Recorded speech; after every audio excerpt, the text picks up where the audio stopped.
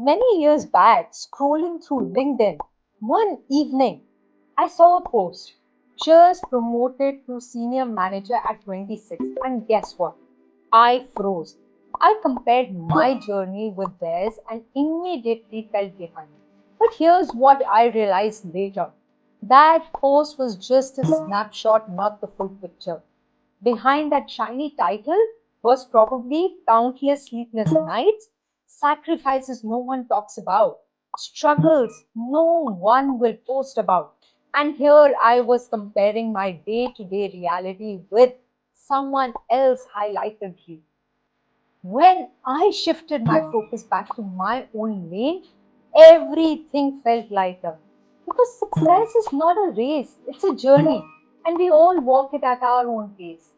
If you feel behind today, remind yourself you're not late, you're just on your timeline.